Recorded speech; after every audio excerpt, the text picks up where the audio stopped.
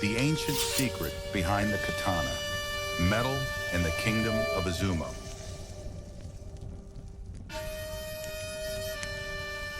Hello and welcome back to Nippon Tribe, where we journey deep into the ancient roots of Japan.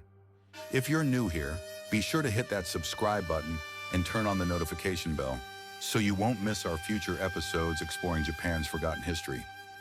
In our last episode, we explored the theory that around 2000 BCE, a group of Dravidian people from South India migrated to Japan and settled in what is now known as Izumo. Today, we dive deeper into the world they helped create, a kingdom hidden from official history, yet still breathing through myths, ruins, and ancient steel. At first glance, a migration of just a few thousand people might not seem like much. But let's remember, at that time, the entire population of the Japanese archipelago is estimated to have been only between 10,000 to 50,000 people. So the arrival of several thousand migrants was a massive demographic and cultural shift, comparable to tens of millions today. While early dynasties were beginning to form in the Yellow River Basin of China, a new breeze quietly swept across the Japanese Isles, a breeze that brought knowledge, belief, and the spark of a kingdom. This was the beginning of the Kingdom of Izumo. And yet, surprisingly, this kingdom is missing from Japan's official ancient records. Why? Because it was intentionally erased. It may sound like a conspiracy theory at first, but when we examine how the Kojiki and Nihon Shoki were compiled, the reason becomes clear. Their primary goal was to justify the divine lineage of the Yamato imperial house. If an earlier kingdom had existed, especially one of different origin, this narrative would be threatened. And as history is written by the victors, the Izumo kingdom was excluded from the official chronicle. Still, traces of its existence survive. Through local folklore, old shrines, the Izumo Fudoki, and astonishing archaeological discoveries, like the vast hoards of bronze bells and swords found at Kamo Iwakura and Kojindani, we see clear evidence that Izumo was a powerful central hub in ancient Japan. In fact, nearly 40% of the Kojiki is dedicated to stories related to Izumo. Why such focus before even the arrival of the Yamato deities or the Eastern campaign of Emperor Jimmu? Because Izumo was once a kingdom, a fact embedded in myth, because it could not be told as history. When Empress Jito and the powerful Fujiwara no Fuhito oversaw the compilation of Japan's earliest texts, they made a calculated decision. Izumo's history was permitted only in the form of mythology. The storyteller of the Kojiki, Hieda no Are, whom some traditions identify with the poet Kakinomoto no Hidamaro, was allowed to encode true events in the veil of legend. Thus, while the Nihon Shoki became the official history, the Kojiki was quietly buried. Many of its deities were real people whose identities were lost behind their deification. With written records forbidden, the royal bloodline of Izumo chose instead to pass down their memory through oral tradition.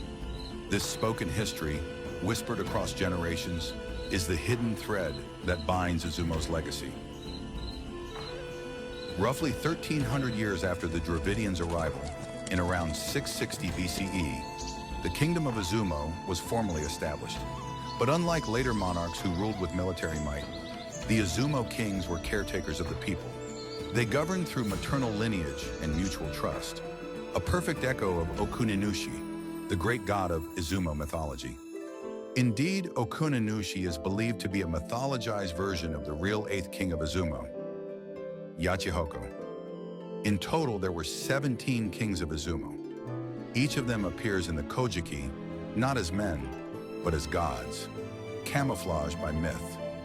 The golden age of the kingdom came under the 6th to 8th kings, when a peaceful network of influence stretched from Niigata in the east to Fukuoka in the west.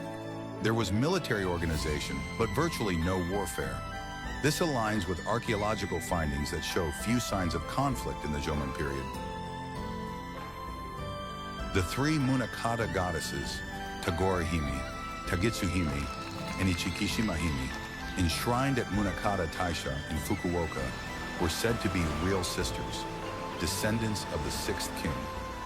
Tagitsu-hime would later marry the 8th king, Yachihoko, and their daughter Takateru-hime, would become linked to the mysterious figure of Shufu, bridging the line between Izumo and the future Yamato dynasty.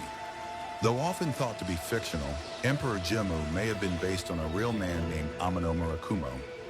His father, Kagoyama, is the namesake of the sacred mount, Amano Kaguyama. These place names and shrines aren't just poetic relics.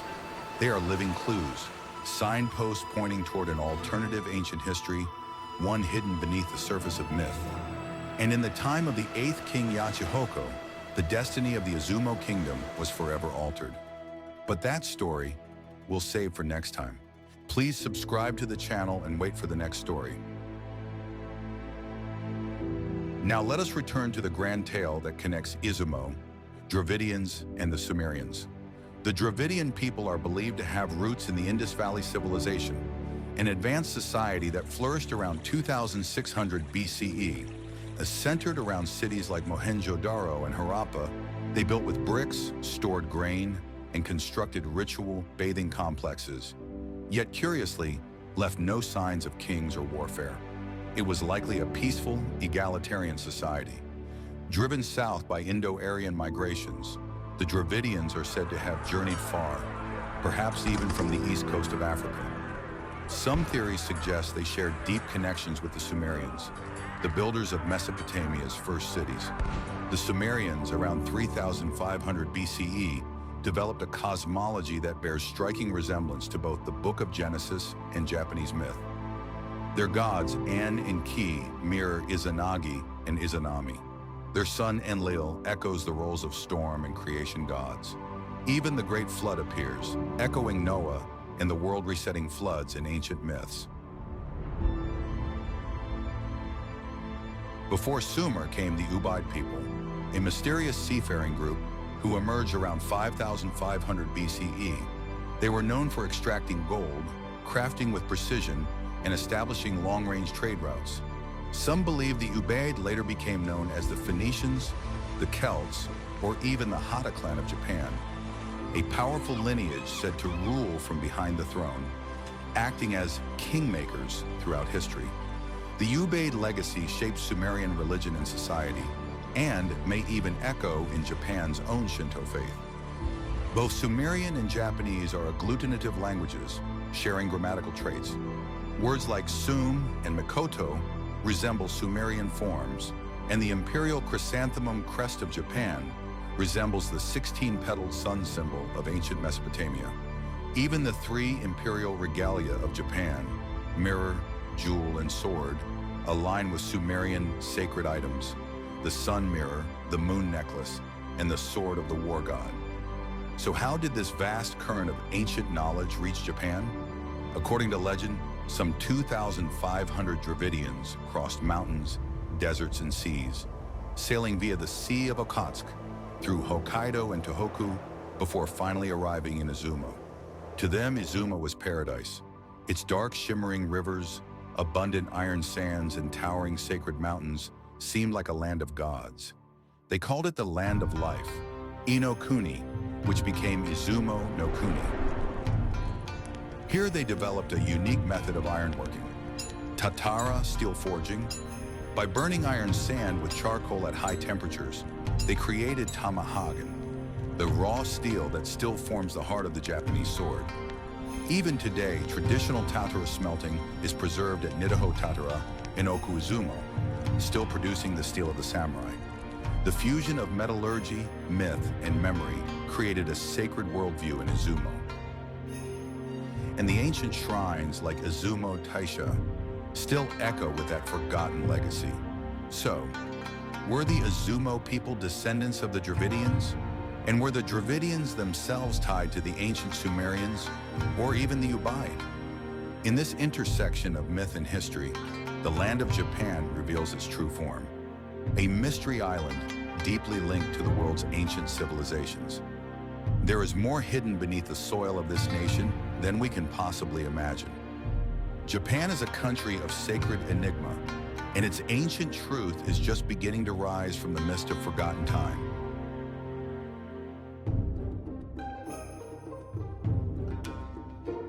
Don't forget to subscribe and join us next time as we uncover what changed Izumo's fate forever. Thank you for watching until the end.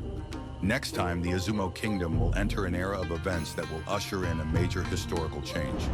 What on earth? Look forward to it.